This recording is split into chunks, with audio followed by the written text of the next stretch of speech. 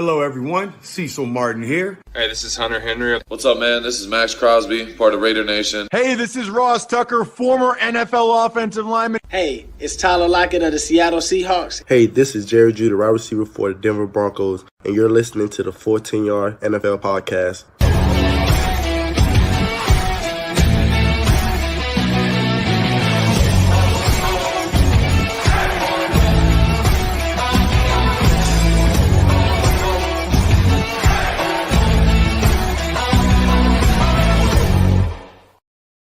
Yes, welcome in, everybody. Do not adjust your sets. We are indeed a day late because me and Josh are gluttons for punishment. Not only did we suffer Browns defeats most Sundays, we decided to tune into Monday Night Football last night as well.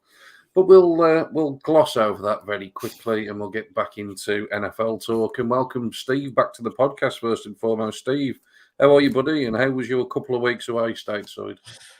It was very good, thank you, mate. Managed to get to my first ever game stateside, which is excellent.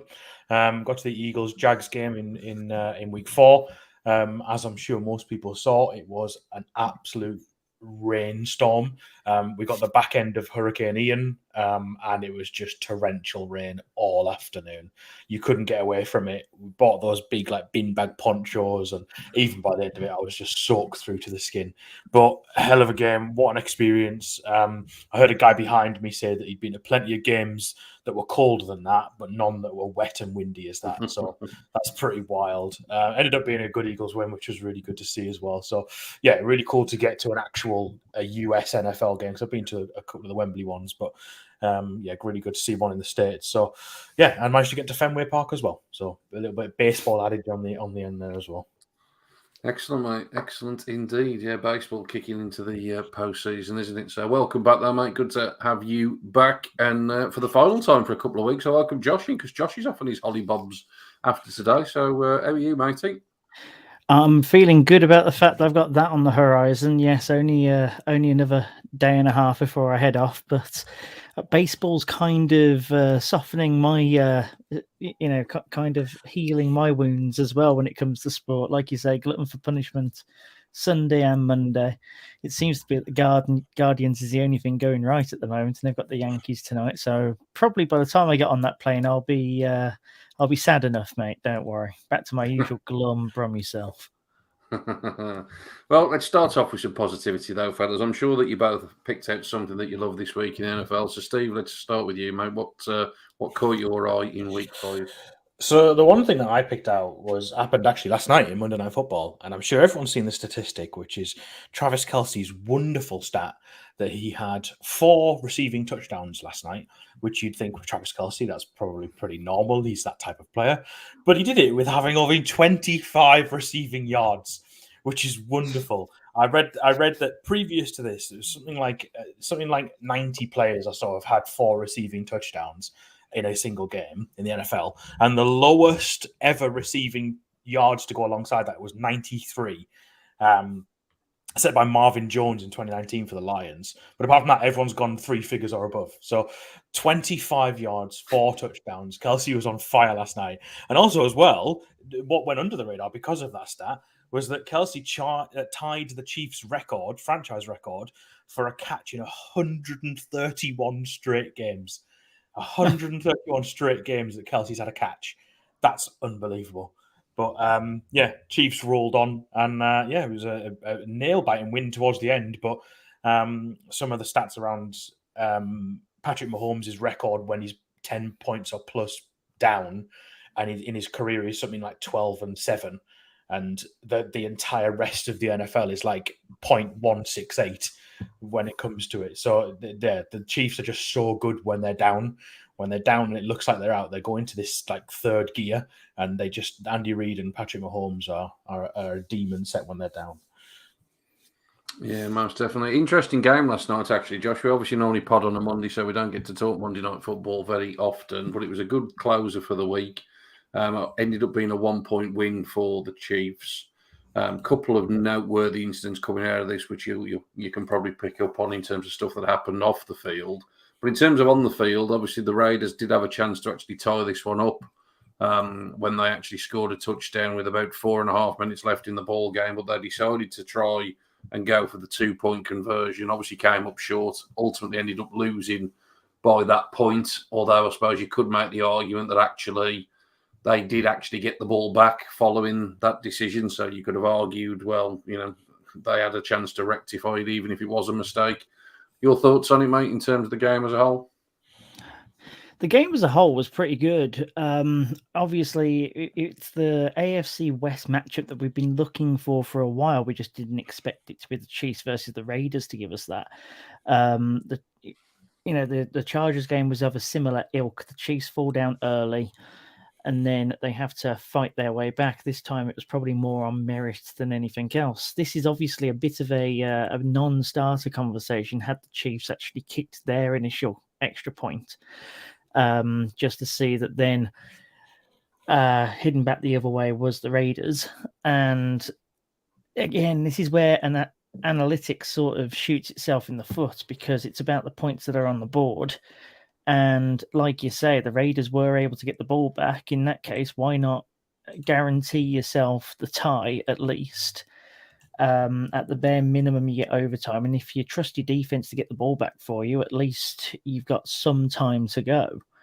It's one of those where, again, and this conversation rocks up almost every week now, definitely every season, where it's a case of take the points or go for the win via your analytical spread or whatever. And usually football wins. Yeah, it does seem to more often than not at the minute, doesn't it? There was some crazy decisions. I'm sure we may talk about at least one or two of them throughout the course of the next half an hour, 40 minutes or so. The other noteworthy thing coming out of this one, Steve, Davante Adams, decent day in terms of the box score, in terms of a couple of touchdowns, obviously big yardage on the night, but probably be remembered more for his reaction post-game. Yeah, it's not a nice incident. It's something that you hate to see.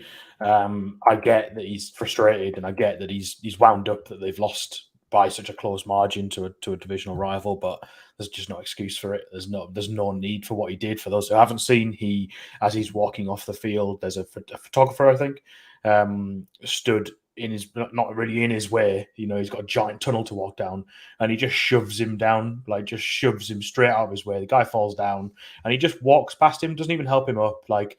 It's absolutely on purpose. It's intentional, and it's just one of those things. It's like, why did you do that? What an arsehole.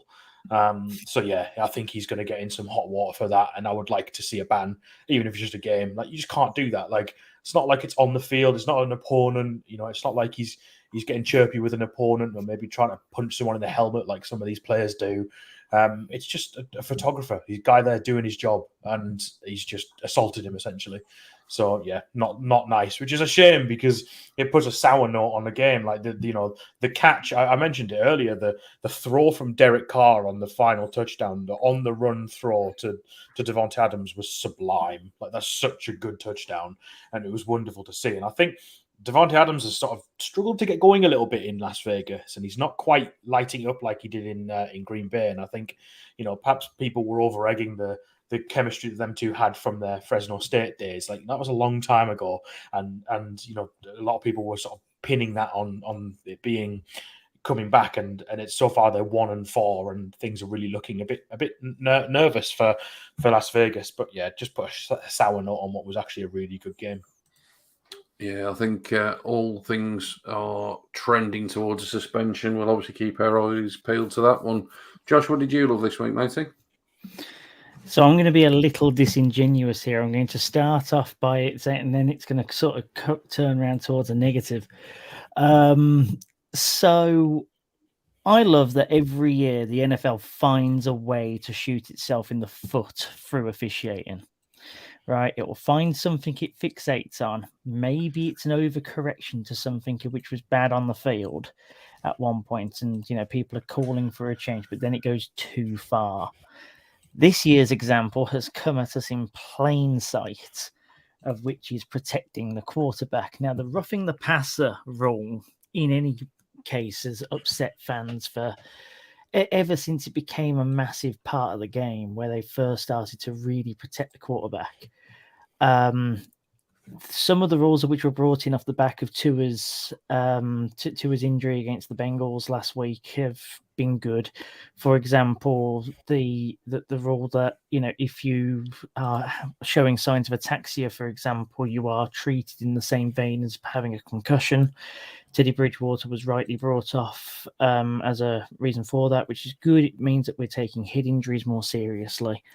However, there were 3 roughing the passer calls this week, of which were quite frankly ridiculous.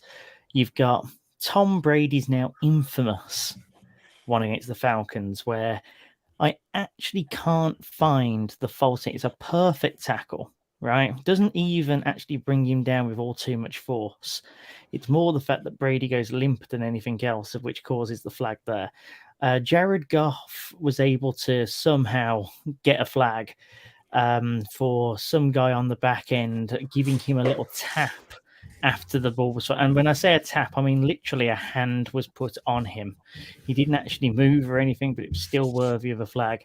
And then we've just spoken about the Chiefs Raiders game last night.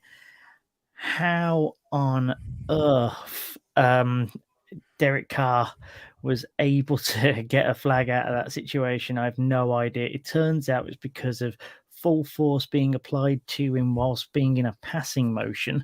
If you're stepping forward in the pocket and your pocket is broken up, you are fair game. And unless you are actually coming in to do serious damage to him, you should not be putting a flag up. They are overprotecting these quarterbacks now actively from this Tua situation, and it's going to kill the game.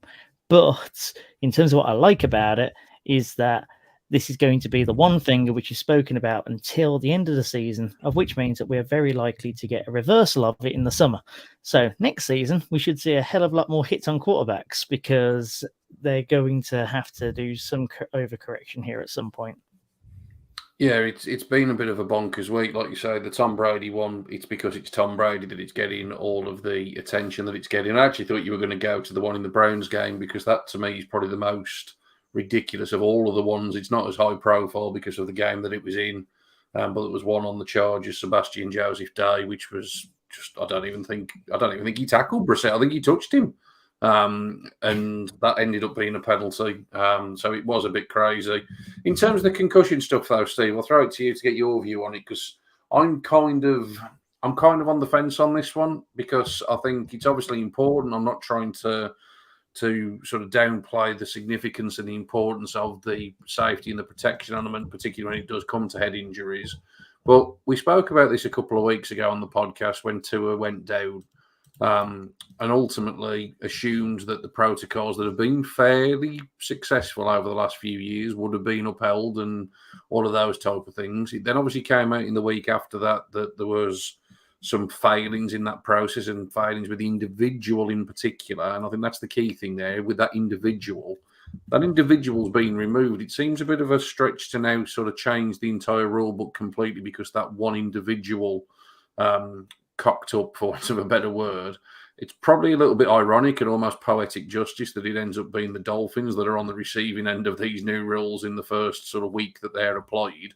But it ultimately meant they ended up playing this game without a quarterback that in theory could have come back onto the field. So it's a very fine line that we've got to tread here. But, I think like Josh has probably just said there, it almost feels as though we've taken a leap a little bit too far and probably need to shuffle back a couple of paces.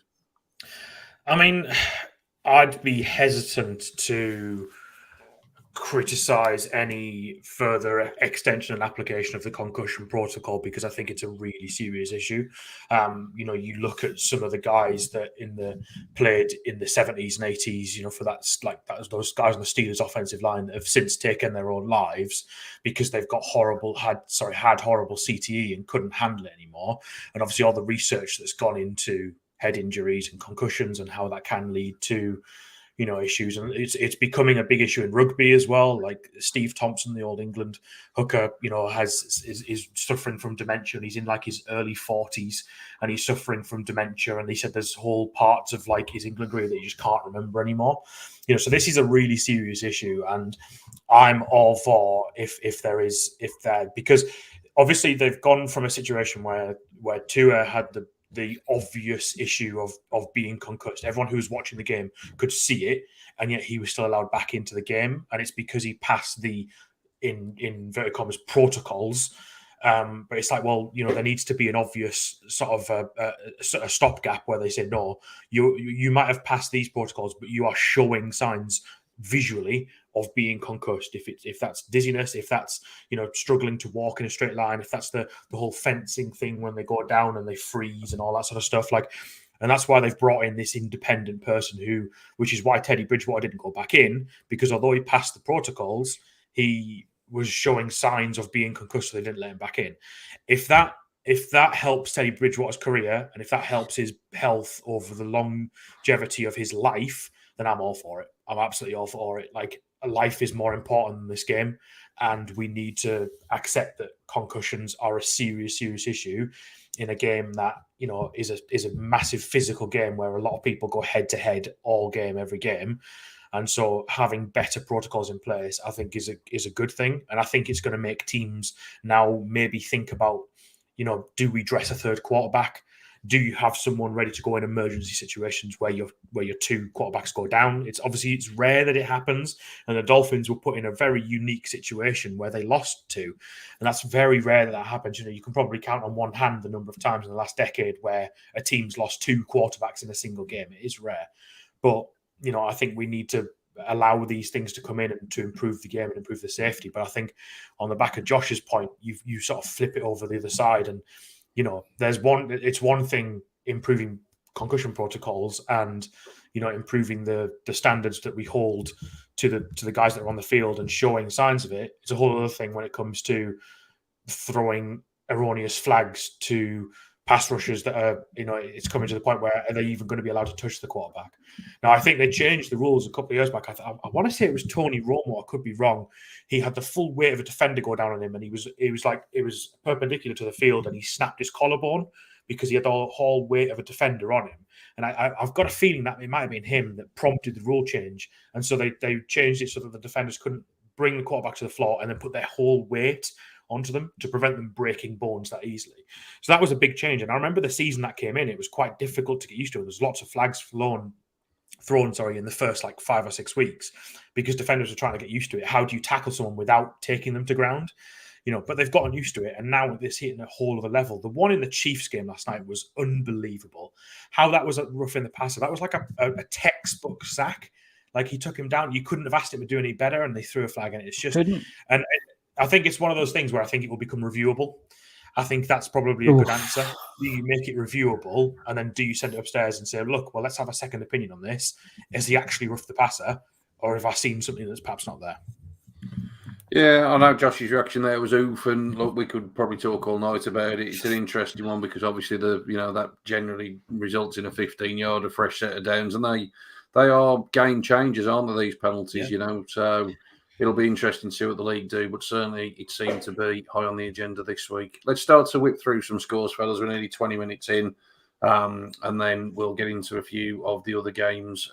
So let's go back to Thursday night football. Don't really want to remind people of it because it was a snooze fest, wasn't it? The Colts 12, Denver 9. Two sides that have really so far flattered to deceive. Really, really poor from both teams.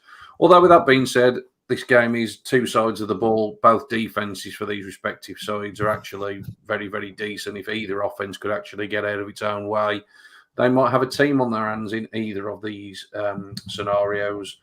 Detroit, biggest scorers going into this weekend, completely blanked on the scoreboard. New England taking this one 29 points to 0. The second start of Bailey Zappi, but Bill Belichick with another coaching masterclass. But Bailey Zappi probably leads us nicely, Steve, into one of your first talking points of the week, and that's the amount of quarterbacks that we're seeing that aren't sort of scheduled to be the team starters. We've just kind of mentioned it there. Will teams start dressing 3? Obviously, for New England, Bailey Zappi was 3rd on the depth chart, and here he is now starting games. So talk us through your first talking point of the week, mate. Yeah, I think it's one of those things where you've sort of noticed it creep in over the last few weeks, but there's a number of backup guys that are coming in and playing really well, and to the point where it's got Nick Foles 2017 playoffs sort of vibes going on. And they're coming in and they're playing really well and doing a good job. And you can't start anywhere else other than Cooper Rush. Like, Cooper Rush is undefeated. He's 4-0 with that Cowboys team, a Cowboys team that a lot of people thought the offense was going to lack. And that defense is excellent and it is carrying them through games. But full credit to Cooper Rush. I don't think he's thrown an interception yet, if I'm correct. He's playing really well. And he's carried that. I remember us on week 2 pod when Dak went down, talking about you look at the Cowboys' next 6 games. If they can get to 2-4, that'll be good for them, and then Dak can come back and win maybe 6 or 7 games and get them to 500. They're 4-1, and they play the Eagles. Don't put Dak back in. Don't put that back in. They play the Eagles on Sunday Night Football this week, and that's going to be a tasty game. That is, but and while I was in the States last week, I found myself watching some NFL coverage, and one of the talk shows they were talking about, and this was before the week 4 and 5 games. This was after week 3, and obviously he'd won his first 2, and they were talking about Rush's performances, and then you exactly as you just said, Josh. How far does it get it before you just keep him in? How much is a starter's job? It's starter's job if they're really injured and they spend sort of 6, 7, 8 weeks on the sidelines. Do you if it's going well, do you put them in? Do you risk upsetting the apple cart, or do you just leave it as is? It's a really interesting question because Dak's the guy. Dak's the one that's got the big contract. Dak's the one that can get you touchdowns anywhere in the field. He's a bit better with his legs, I would say, than Cooper Rush is. He's a bit more accurate, but Cooper Rush has not put a foot wrong yet. Like I said, he hasn't thrown an interception. Why would you bring him out? It's a really interesting dynamic, and it's not just Cooper Rush as well. Like you said, Bailey Zappi has, when Mac Jones went down, a lot of people probably thought the Patriots would crumble a bit, and Bailey Zappi's not the next Aaron Rodgers or anything, but he's playing well enough to make you start asking the question, like, okay, usually a backup quarterback comes in and it's a steamroll. I mean, obviously there's one that Kenny Pickett that we probably won't mention. He got absolutely steamrolled by the Bills, but that is what you expect to happen when a backup comes in. That's the type of result that you expect. But there are quarterbacks out there that are making a name for themselves and sort of playing well enough to ask coaches questions. I would even say your guys, with Brissett, like, he's not tearing up trees, but he's playing well enough. He's given a good account of himself, and I think probably more so than you guys probably expected. And then that leads me on as well to, I know he's not a backup, but Geno Smith. Like, Geno Smith through 5 weeks has the highest quarterback rating of any quarterback in the league. That's how well Geno's playing, and everyone wrote him off. When Russell Wilson was traded and he went the other way, everyone was laughing at him. It was a laughing stock. This Seattle team were going to be number 1 pick candidates. The offense was going to be awful. They didn't have any offensive line. The defense is dreadful. And yes, they're not winning games handily. They're not 5-0, but Geno's keeping them in it. His touchdown pass to Tyler Lockett was sublime. 2 of them, absolutely thunderbolt passes. Like, he's playing really, really well. So it's the year of the backup. And I think there's more teams are going to start thinking, okay, well, if the hot hand is still hot, then keep it hot. Don't change it. If it ain't broken, don't fix it. Yeah, it's hard to Didn't disagree. we say? Go on, mate. Sorry, Shaun. Didn't we say last year at some point that the quarterback position is becoming one where if you don't have an elite quarterback like Josh Allen, like Patrick Mahomes, like one of these quarterbacks, that realistically the rest can be quite interchangeable if you have the right system and have the hot hand. And we're going to see a lot more of these almost stacking mid-level talent on paper, simply because you're then able to do a lot more and probably pay star positions elsewhere and win games in other areas as well. If we start seeing the likes of Geno Smith and Cooper Rush, etc., going about this on a much more consistent basis, does the role of the quarterback change on an NFL roster if you don't have a bona fide top 5 quarterback? It's a really interesting point, because I've always been of the belief, because of the way that quarterback contracts are going or have gone, it's just whoever's the next in line that gets paid the huge money. And I think Cleveland's a perfect example of where they were headed with with Baker Mayfield because he was next in line to be paid, but you're not going to pay Baker Mayfield $45 million a year. That's ridiculous. No. Like 30 maybe, 35 maybe, you do that, but he's not going to take that because he thinks he's proven himself. So it's really interesting. Do you then roll the dice again, go back to the draft, or pick up a veteran quarterback or a journeyman, someone like a Matt Ryan or a Russell Wilson, or Russell Wilson's probably a bit better, so is Matt Ryan, probably a bit better than the word journeyman, but you know what I mean. And then do you then build around them? Because unless you have a Patrick Mahomes or a Josh Allen or an Aaron Rodgers or a Tom Brady, you're paying these guys $45 million a year, which is a quarter of the cap. Like, you can't load talent around them. That's why Brady was so good for so long, because he didn't get paid the big money, and he allowed the Patriots to build around him a bit more. You wonder why the Packers are struggling, because Aaron Rodgers has signed this massive, monster $50 million or whatever it is a year contract, and now they've got no wide receivers because they couldn't afford to pay Devontae Adams. And look at them now, they've just lost to the Giants. So it's a really interesting question. I think it is a case of, if you haven't got a top 5 guy, do you just roll the dice again and trust in your scheme?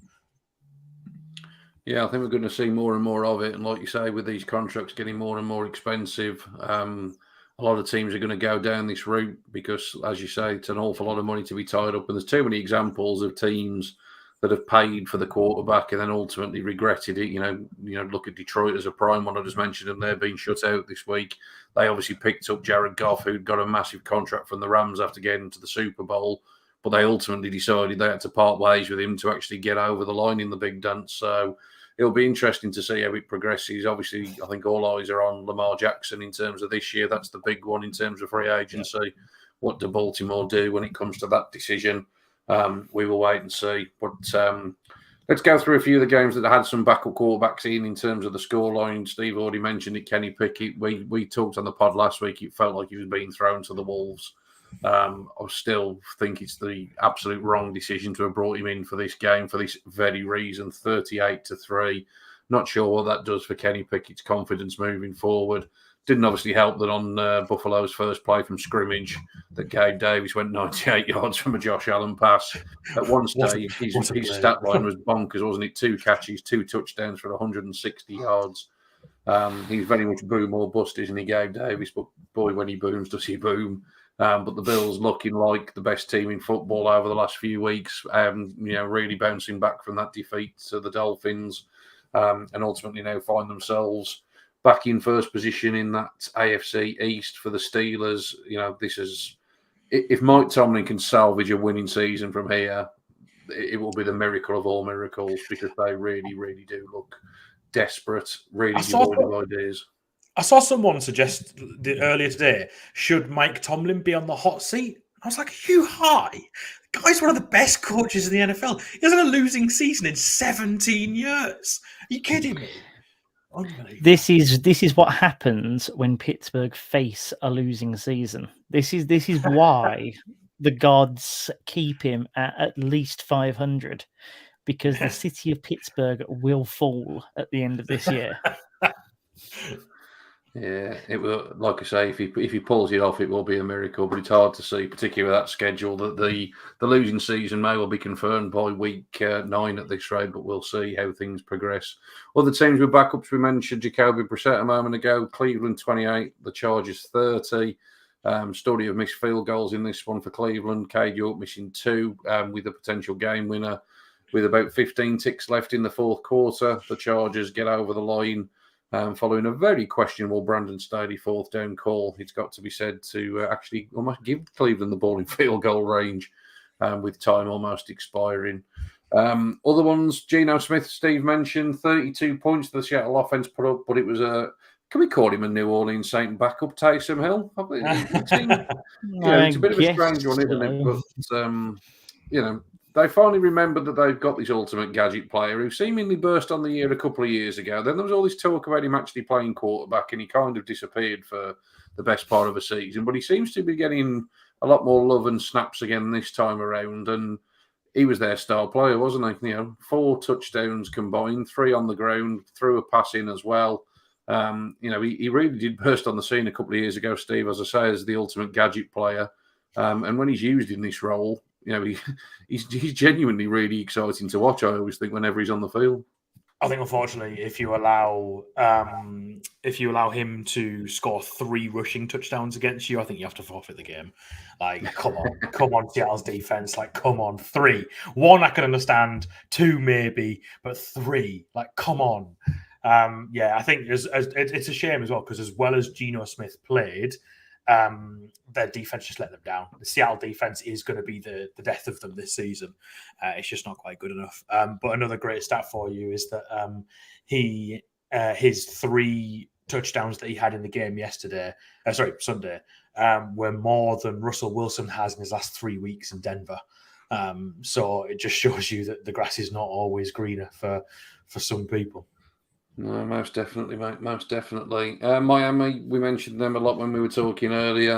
Ultimately ended up with the 3rd stringer playing for the majority of the game, and the Jets improved, fellas, to 3-2. 40 points to 17. 40 points. The Jets, the high scorers in the NFL this week. That's got to be a stat a long time in the making for the Jets to be the biggest point scorers on the week, I would have assumed. Dallas 22, the Rams 10. We talked a little bit about Cooper Rush, but Josh, let's talk about the Rams. Well, I'll tell you what, Steve, actually, now you take us through, mate, because I think you want to make a point on both of the Super Bowl teams from last year. So I will complete the segue, mate, by giving you the score from Sunday Night Football, which was Baltimore 19, the Bengals 17. Never in doubt when Justin Tucker lines up for a game winner, is it? And as usual, he split the uprights. Great bit of knowledge that Josh brought to my attention yesterday is that even if the goalposts were half a yard wide, Justin Tucker was that accurate with that final kick, he still would have won the game on Sunday night. That's how incredible this guy is. But Steve, I've just given the scores there for the 2 teams involved in the Super Bowl last year, and you want to make a point on both of those. I do, yeah. Just on Justin Tucker, there's never been a more money kicker in the history of the NFL, much to you guys' dismay that he plays in your division. And not only is he accurate, he can also do it from about 3,000 yards away as well. So, yeah, what a kicker. But yes, here's my hot take for the week. Are you ready? Is everyone sitting down? My hot take for this week is that neither of last 2's Super Bowl contenders will make the playoffs this year. Neither of them are showing me anything that tells me that they are playoff teams. I'll buy that stock. Absolutely. The Rams cannot protect Matt Stafford. He's been sacked 21 times, which is joint top in the NFL, along with Matt Ryan. They've lost 2 starters on the offensive line, including Andrew Whitworth, who's now on Amazon Prime's game day coverage for Thursday Night Football, which I had the pleasure of watching in the US on Thursday. I wish I bloody hadn't, but I had the pleasure of watching that. And so he's gone, and they've lost another starter on the offensive line, and they just cannot protect him. They just cannot. And he's been sacked 21 times, and obviously there was all the questions leading into the season about his arm, and is that slowing down? Is he doing a bit of a Drew Brees, where as he gets later into his career, his arm just starts to go? I don't think his arm seems to be the problem. I think it's also his receivers who just can't get downfield. They don't have a deep threat. Boy, am I glad that the Philadelphia Eagles missed Allen Robinson, because apparently they tried to sign him, but oh boy, he's been a bit of a bust. And, he had several years in Chicago where he was the shining light of an awful Chicago team. And I saw plenty of times when pundits would say, get Allen Robinson out of Chicago. Well, he's out of Chicago. He's on the Super Bowl winners. And he's doing absolutely nothing. Cooper Kupp has his games. Cooper Kupp's one of the best receivers in the NFL, the reigning MVP. So he's always reliable, but they just don't have a deep threat. And without that, they can't get down the field quick enough. And the O-line is being asked to protect him for too long, and it's not working, and the offense is just not working. It's the first time in a long time I've seen a Rams offense struggling under their head coach. It's not something's not right there, and I think they're it doesn't surprise me that they're losing games. And I think when you look at this game against Dallas, I remember going into it thinking, "All right, this is a Rams win, easy. This is an easy Rams win." But they're 2-3, and they're just really struggling. So that's one side. But the other side is the Bengals, and it's fun enough. It's the same story. It's the same story. Joe Burrow is 4th in sacks with 18. They spent all that money on the offensive line, and at the moment, it just doesn't seem to be working. The guys are not don't have that chemistry yet. They don't seem to be.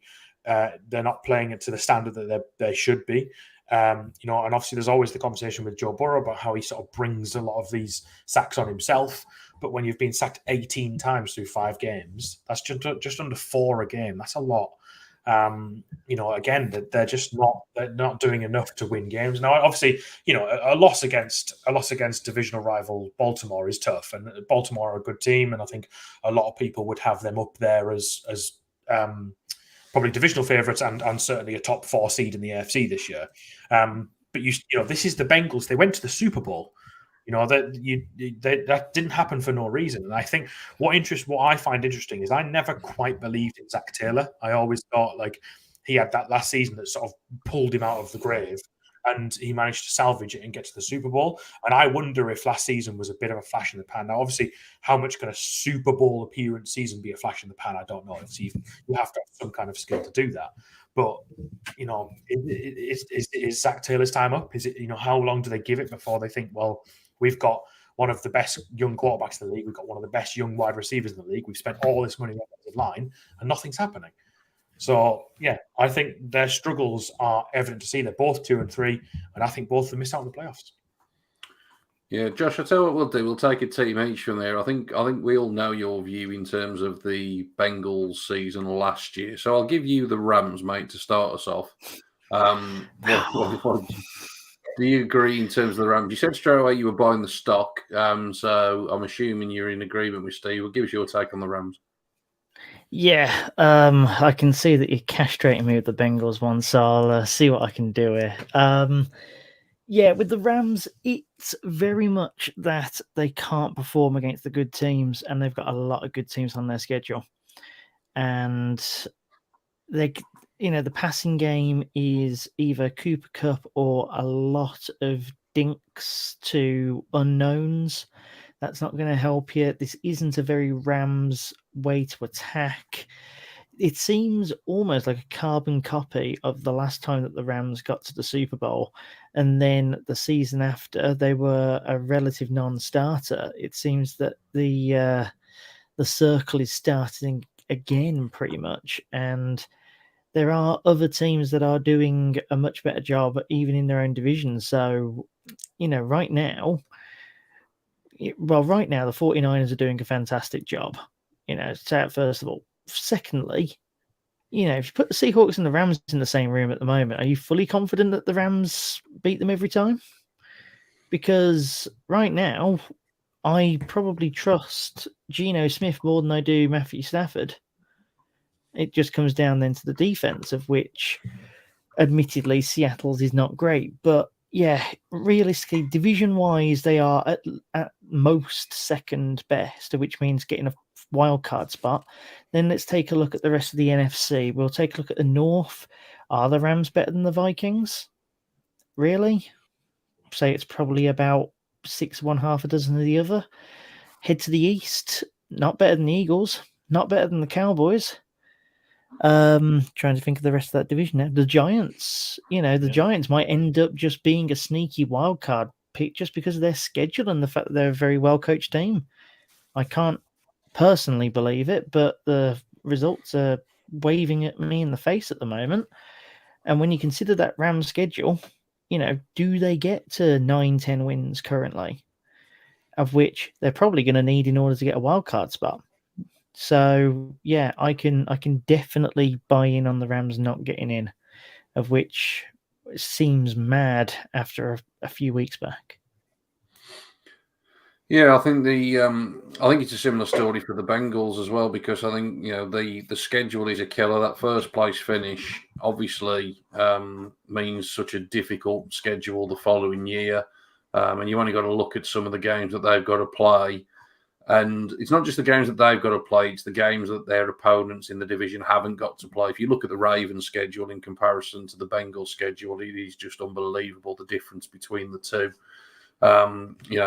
I think in terms of the offensive line, it just hasn't clicked. Yes, it's been better in terms of the overall numbers the last couple of weeks. I think Steve said Burrow been sacked 18 times. I think I'm right in saying 11 of those were in the first 2 weeks. So it's been 7 in the next 3 weeks, if my maths is correct there. So it's certainly not been as bad. However, it hasn't been as explosive as it was a year ago.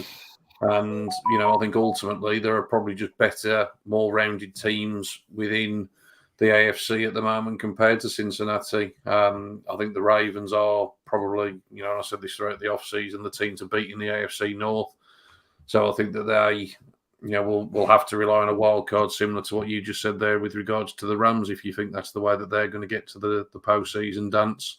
And, play the same game that you've just done there. You look around at other divisions and where people are likely to come from. The West has probably not lived up to the hype so far, but you'd imagine the teams that are in there have got, too much talent to not sort it out between them between now and the end of the year for at least one of the wildcard teams to come from there. The East is off to a pretty strong start. The Jets are probably punching above the weight a little bit, but we've also said they've got some really young, exciting playmakers on that offense. You don't just score 40 points by a fluke. They've got some good talent to play with there. The Dolphins, if they can obviously get a quarterback back, started the season hot and have obviously had some injury issues the last couple of weeks. So it's a difficult route in. So I don't think it's. I certainly don't think it's beyond the realms of possibility at all that both will miss out. If anything, I would say the most disappointing one of the two so far, though, has indeed been the Rams. Not just because they obviously are the Super Bowl champions, but I think as you both alluded to, every time I see the Rams, and I haven't watched an awful lot of them because they're generally on in the late window, and if I'm honest, I tend to sort of tune into Red Zone once the early window's finished. But every time I do see the Rams, it's either a completion to Cooper Kupp, or it's a turnover, or it's a sack. That seems to be all that you get from the Rams. So they would probably be the bigger cause for concern. Let's go through some of the other scores. In terms of cause for concern, it's all over in Carolina for Matt Rule. No more concern there. He's the first head coach to go. We normally start your hot seat tracker by about this time of the season, Steve. They've even beaten us to it this year. Yeah, no, it was gonna be a thing this week. I was like, right, week 5, that's probably about enough time for someone to appear on the hot seat. But the Week Panthers 5, the Panthers have been so well. Week 5 for someone to realistically actually sack someone, and then the Panthers have been but so come on, bad. week They've done it. 5. We haven't even had a bye week yet. Yeah, well, they've been so bad. What the wonderful thing for Matt Rule, though, he'll be thanking his lawyers who negotiated that contract in the first place, is that for the next 48 months he makes something like $380,000 a month from Carolina Panthers. Oh, he's laughing all the way to the bank. And the thing is with Matt Rule is he's a good college coach, so he'll get a college job in the off season. He'll walk into a college job somewhere and he'll have that nice $400,000 coming in every month from the Carolina Panthers for the next 4 years. Nice work if you can get it. Why would nice you ever work. work again? Yeah, the Steve Bruce of the NFL. There you go. There's another man who'll never have to work a day in his life. But more importantly in this one, I suppose, Jimmy G, obviously now back in control of the San Francisco offense. 37 points on the board. Running game going nicely. You know what you're going to get from Garoppolo's 49ers, and it's pretty much going to script. In terms of the Panthers, PJ Walker actually into the game, replacing Baker Mayfield, who has been a massive disappointment. I don't get any pleasure in saying that as a Browns fan either, but it really just has not worked out at all. He gambled on himself, and it hasn't paid off. Interestingly, of course, though, coming out of this, is everyone now expecting a fire sale. Just very quickly, fellas, if Christian McCaffrey does go to the Buffalo Bills, should we just give them the Super Bowl now, or should we just play the next 12 weeks for the hell of it? Well, I think the interesting thing is if he does, is McCaffrey's got injury concerns, and I was just about to say, yeah. Can he stay healthy? That's the thing. Be a hell of a piece for the Bills. I think they don't offload one of their own running backs because they've got about 4, so they probably offload someone. Yeah, but they'd have to unload a couple. Actually, their cap situation isn't great. Yeah. You would see a fair. I think they'd have to make $6 million up in cap space in order to have him. But then also, you're asking CMC, like you rightly say, Steve, to be healthy in January. He can't be healthy in November, let alone January. He doesn't know what January is. Exactly. Is this on the belief that he'll be injured in November and he'll be right for January? Perhaps. Brian Burns is the one to keep an eye on, though, as well. I think Brian Burns is going to be, a lot of teams will be calling about him because he's a monster of a pass rusher. Yeah, Brian Burns, DJ Moore, Derek Brown. I think there's a few names to watch out for if people are willing to pay the compensation. The rumour is that Carolina will, quote unquote, eat the cap as they go full rebuild. That's like a 5-year rebuild then. Probably they need the picks as well because they've spent them all on quarterbacks. So yeah, they're probably heading for number one overall the way things are trending, aren't they? Games we haven't covered yet. Philly 20, Arizona 17. Your boys continue to be the only undefeated side. Steve 5-0, probably as close as anybody's pushed them though this weekend. yeah, it was a nervous one towards the end. I thought the momentum had really shifted, but actually, this was one of those tough games. Actually, it's good to get a couple of these through the season. You don't want to blow every team out because then you don't know how to win tough, close games when it comes to when it matters. So, as a strange sort of way of saying it, I think it's good that someone sort of woke Philly up a little bit. I really did think it was going to be a dangerous one towards the end. That fourth quarter drive from Jalen Hurts was really good though, and sort of iced the game a little bit. But we cannot stop without mentioning the absolute woefulness that was the Cliff Kingsbury / Kyler Murray clock management towards the end when he slid down short of the marker. They thought they had 1st and 10, so he spiked the ball. He did not have 1st and 10. He had 3rd and 3. No timeouts left, so they had to send the field goal unit on. And they showed in the game, they showed the kicker Matt Amendola missing like 4 in a row wide right in the warm-ups, and then he lined up to hit the kick. And as soon as he hit it, the co-commentator went unbelievable because obviously the commentator had a better view than we did, and it just sailed wide right. It was unbelievable. I can't believe he did it again. Unbelievable. Yeah.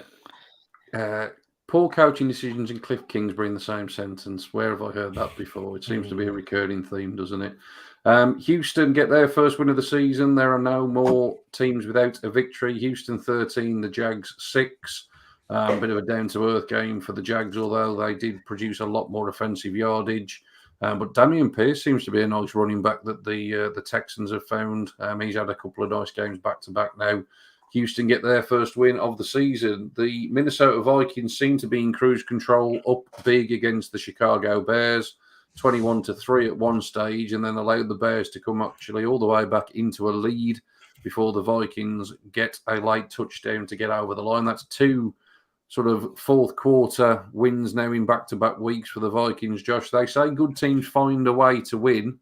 The Vikings at 4-1 with the result in London, which we'll come to shortly. The Vikings looking like a pretty good team, although they have got some question marks. It's better to be finding the answers to these whilst you're still finding ways to get W's on the board.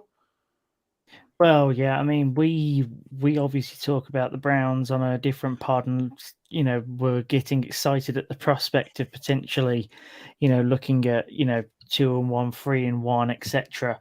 And looking at that as a way forward. There's a very big difference between 3-2 and 4-1. There's a bigger difference between 4-1, 2-3, and the Vikings. They are finding ways, but let's stick the massive asterisk on it. The last 3 teams they've played are inferior to them on paper. Get the wins out the way, absolutely. Just don't overhype them. Winning by a score against the Lions, the Saints, and the Bears, and all 3 of those situations being incredibly nerve-wracking ones at the finish.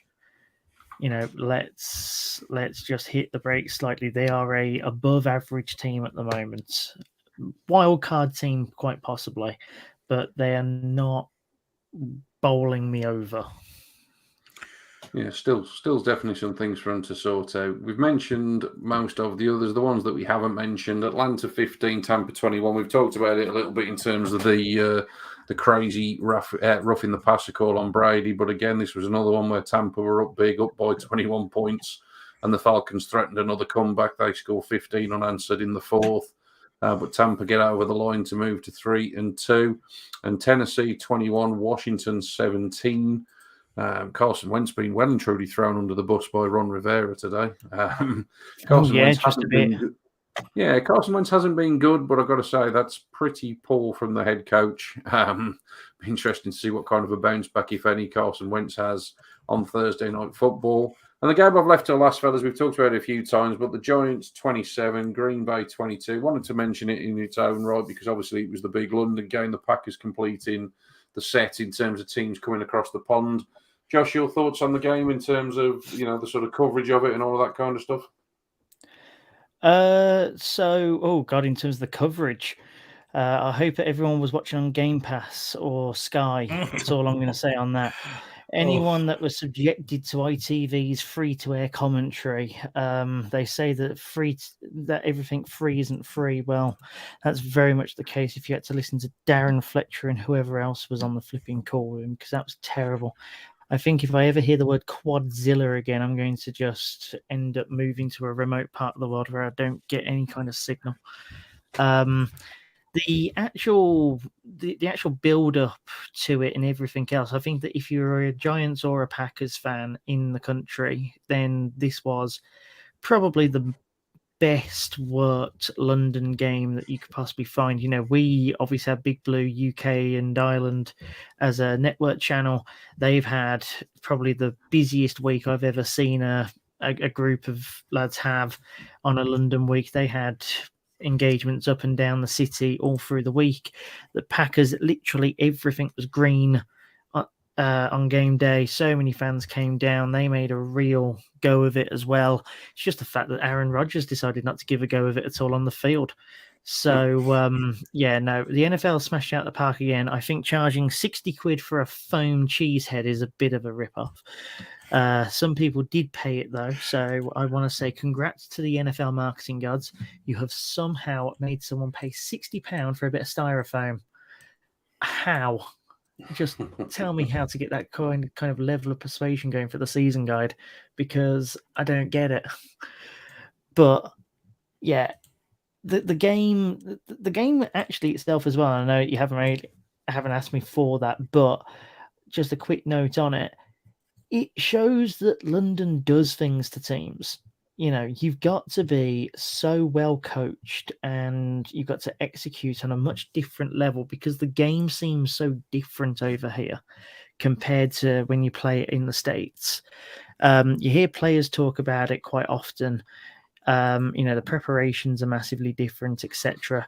And it just seemed like the Giants knew what to do a lot more, and that the Packers realistically didn't seem like they wanted to be there. Yeah, it was a surprising result, Stephen. As we've alluded to, the Giants obviously moving to 4-1. I think they're obviously the biggest surprise package so far on the season. But Brian Daboll, is doing an excellent job with that group. Your views on the game, mate, and quick touch on both of the sides. Yeah, and props to Mike Kafka as well, because he's his offensive coordinator and he's passed off play calling duties to him, and that's obviously paying dividends. You've got to hand it to the Giants. I never thought I'd see the Giants at 4-1. I think this is the first time both New York teams have had a winning record since something like 2016, like week 10 of 2016 or something. So it's pretty wild for them both to be in this position. It was an interesting game. I think there is a big old red flag here for me, and maybe I'm trying to be pessimistic because I'm a fan of a rival, but for me, it's alarming how much of this offense runs through Saquon Barkley. If he goes down again, they're done. They are absolutely done for. So of their total offense on Sunday in London, Barkley accounted for 43% of it. That's almost half. If he goes down, what? How many points do they score? 3, 7, 10? That's a lot to put on the guys on the shoulders of one guy who's had a serious injury already. So that'd be my only concern. But certainly props to the Giants. They hung in there. Daniel Jones had a game. He played well. He did. And I think from the Packers side of the ball, Aaron Rodgers isn't clicking with these receivers. Even Alan Lazard had a couple of bad drops. Something just isn't working, and their defense, which is meant to be like this shutdown defense, guys like Jay Alexander and that secondary that they've got, which is supposed to be really good, it's just not working. It's just not clicking right now.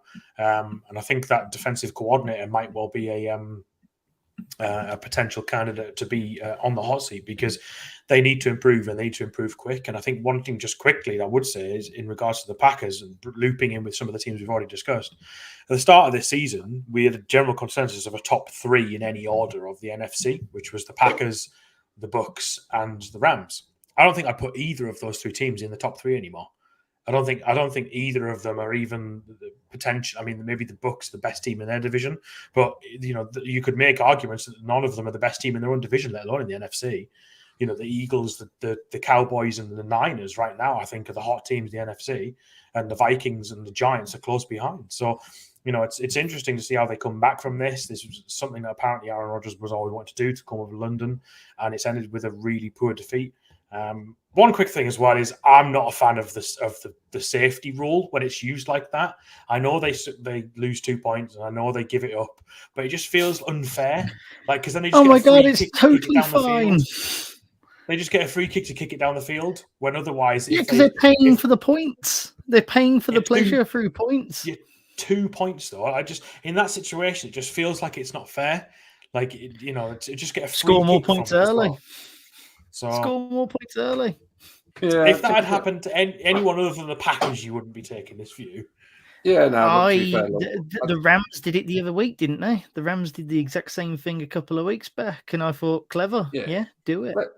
Let's not get into a massive debate. We're 55 minutes in. We can talk about this another week. I'm We're kind of doing Steve. this. I think a defensive safety, fair enough. A deliberate safety should probably come with a harsher penalty. I think we'll just leave it at that for this week. We'll talk about it when you're on holiday, so you won't get your point across, mate. Don't you worry about it.